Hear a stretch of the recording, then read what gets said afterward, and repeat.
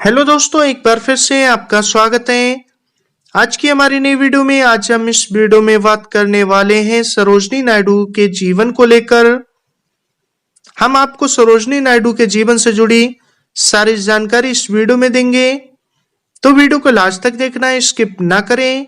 आइए वीडियो को स्टार्ट करते हैं। सरोजनी नायडू एक महान कवित्री और स्वतंत्रता संग्राम सेनानी थी।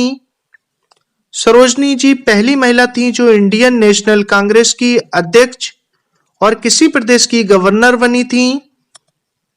सरोजनी जी बच्चों के ऊपर विशेष रूप से कविता लिखा करती थी। उनकी हर कविता में एक चुलबुलापन होता था, ऐसा लगता था उनके अंदर का बच्चा अभी भी जीवित है।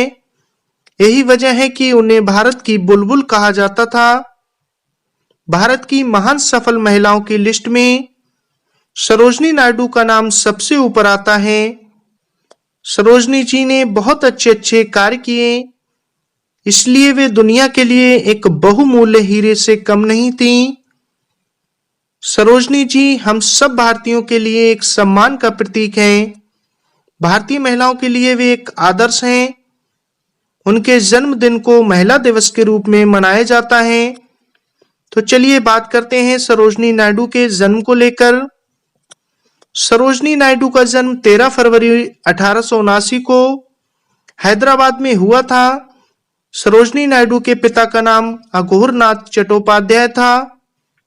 वे एक वैज्ञानिक थे। उन्होंने हैदराबाद में निजाम कॉलेज की स्थापना की थी।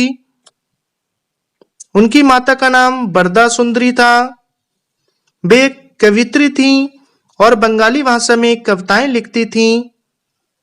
सरोजनी नायडू अपने 8 भाई बहनों में सबसे बड़ी थीं। सरोजनी नायडू के एक भाई वीरेंद्र नाथ क्रांतिकारी थे और एक भाई हरेंद्र नाथ कवि और कथाकार थे। सरोजनी नायडू एक होनहार और होशियार विद्यार्थी थीं। उनके पिता अघोरनाथ चट्टोपाध्याय चाहते थे कि वो गणितज्ञ या वैज्ञानिक बने, परंतु उनकी रुचि कविता की ओर ज्यादा थी। वहीं बताना चाहूंगा इनकी शिक्षा को लेकर, तो इन्होंने बहुत कम उम्र में ही अपने साहित्य ज्ञान का उपयोग करते हुए 1300 लाइन की बहुत लंबी इंग्लिश में कविता लिखी थी, जिसका शीर्षक था the lady of the lake. Sarojini के भावों को सुंदर शब्द देने की प्रतिभा को देखते हुए इनके पिता ने इन्हें इस दिशा में काफी प्रोत्साहित किया। कुछ महीनों बाद सरोजनी ने अपने पिता की सहायता से पार्सियन भाषा में एक प्ले लिखा जिसका नाम माहिर मुनीर था। सरोजनी नायडू का विवाह जब सरोजनी नायडू 19 साल की थी, तब सरोजनी नायडू ने अपनी पसंद से 1889 में दूसरी कास्ट में शादी कर ली। उस समय अन्य जाति में शादी करना एक गुनाह से कम नहीं था। समाज की चिंता न करते हुए उनके पिता ने अपनी बेटी की शादी को मान लिया। सभी विपरीत परिस्थितियों के बाद भी उनका वैवाहिक जीवन सफल रहा। सरोजनी नायडू के कुछ आंदोलन में योगदान। सरोजनी नायडू के पास उनकी बहुत सी उपलब्धियां हैं, जिसमें भारतीय स्वतंत्रता आंदोलन में उल्लेखनीय योगदान शामिल हैं। 1905 में वे बंगाल विभाजन के आंदोलन में शामिल हुईं और तब वे इस कारण अपनी प्रतिबद्धता के लिए फंस गई थीं। भारतीय राष्ट्रीय कांग्रेस के लिए काम करते समय उन्हें कई प्रतिष्ठित व्यक्तित्व जैसे मोहम्मद अली जिन्ना, जवाहरलाल नेहरू और महात्मा गांधी के साथ आगे बढ़ने का मौका मिला, जिनके साथ उन्होंने एक विशेष बंधन और एक बहुत अच्छा संबंध साझा किया। 1915 से 1918 के दौरान उन्होंने भारत भर में सामाजिक कल्याण, महिला सशक्तिकरण, मुक्ति और राष्ट्रवाद पर व्याख्यान दिया। जवाहरलाल नेहरू से प्रेरित होकर उन्होंने चंपारण में इंडिगो कर्मचारियों के लिए एक सहायता प्रदान करने का काम शुरू कर दिया।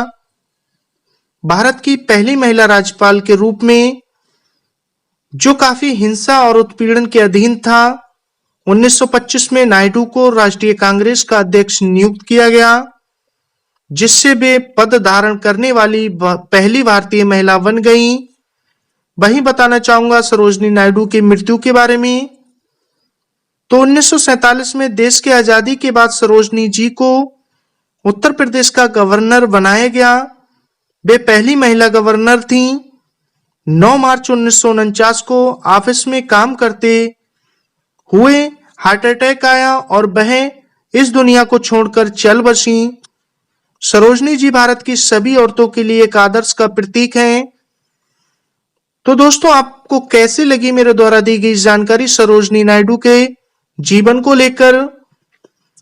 हमें कमेंट्स बॉक्स में अपनी राय जरूर साझा करें। अगर आपको इस वीडियो में कोई भी चेंजिंग नजर आती है तो कमेंट्स बॉक्स में अपनी राय जरूर लिखकर बताएं।